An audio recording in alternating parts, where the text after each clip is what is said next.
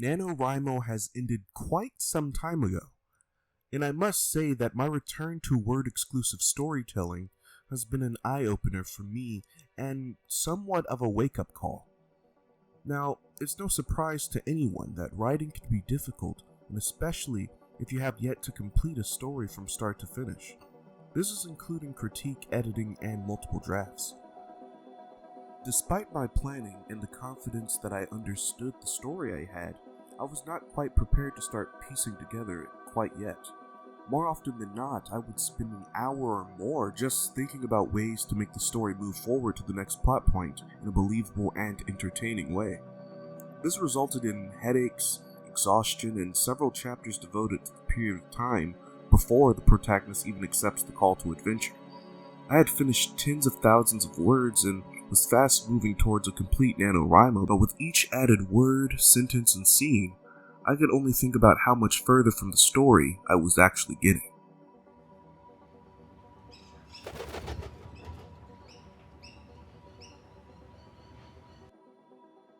The first issue I ran into with writing the novel was descriptions. This is unfortunate since most of a novel is describing things. The issue I had was not knowing what to describe, how to describe it, and when to describe it. Not to mention my descriptive library is pretty average.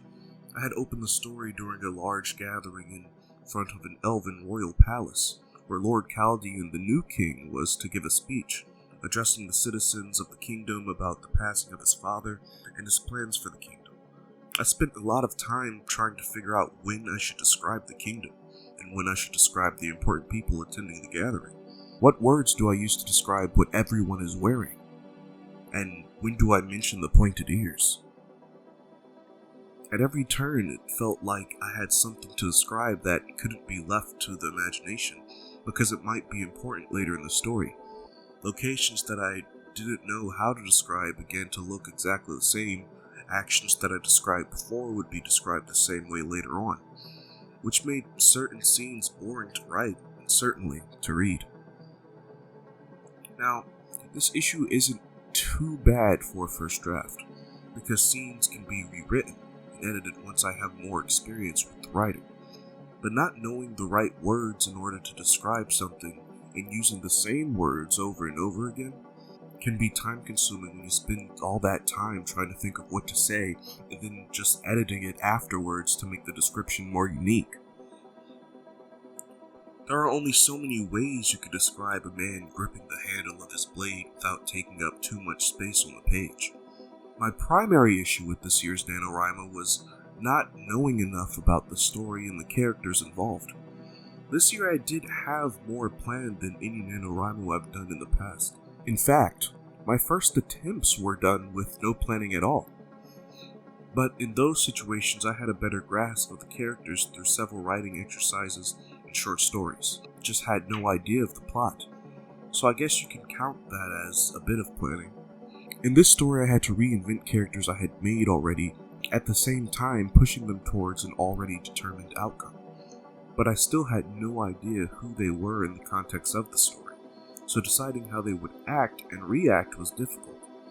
For the next part of this video, I will be referencing the two most important characters in the story, and why not knowing enough about them made writing this story extremely difficult. By the start of NaNoWriMo, I had yet to fully understand the personality and goals of my characters. And in some cases, I didn't know what actions they would need to take to accomplish them. Lord Chaldean was a villain that cared for his brother and cared for his kingdom. But for the life of me, I could not construct a believable evil plan for him. I knew he was playing with dark magic, finding a way to create an army to give him and the sick people of his kingdom a chance at immortality. I even had enough of his personality to write him for the first draft, but I could not figure out the steps involved with him accomplishing his goals and why he couldn't have succeeded sooner. The study of magic seemed like a very difficult thing to track in a story, and it didn't feel like a major threat, which was bad since this was the main villain. It was hard to figure out what the protagonist needed to do to stop him when there was nothing being done to be stopped, and as I wrote, It just seemed like the good guys were going on a wild goose chase simply because they thought the king would do something evil. But there was no threat, no sense of urgency, and ultimately, no understandable reason for the heroes to set out on an adventure in the first place. This issue became more apparent when I tried to get Hikari, my main protagonist, involved. Based on what I had, there was no reason why he would help save the kingdom, especially since he had been exiled and nearly executed years prior. His only connection to the kingdom was a girl he grew up with, but since this wasn't a romance, and this girl was in no immediate danger, he had no reason to travel back to the kingdom and fight for the same people who kicked him out. Most of my writing time was actually spent trying to find a reason for Hikari to leave where he was, in order to risk his life for a cause that he could easily avoid. Now I found that, after working on this story for 2 months, I had grown attached to a handful of ideas, which you're never supposed to do. I would tell myself that certain things had to happen, the way I had planned them, and that they couldn't change. By stepping away from the project, I'm hoping that I can open my mind up to better ideas that will help me fix my problems. And I have already fixed a few of them while working on another project. Hopping between projects often helps freshen up the imagination machine without having to actually turn it off.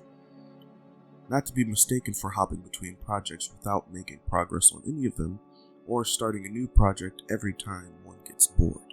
Though I must admit that near the end of NaNoWriMo I had begun to lose interest in the story, primarily because it had drastically changed into something else as I stumbled to make the plot make sense. It was a sign that I wasn't telling the story I wanted to tell with the character, and it was time to go back to the drawing board.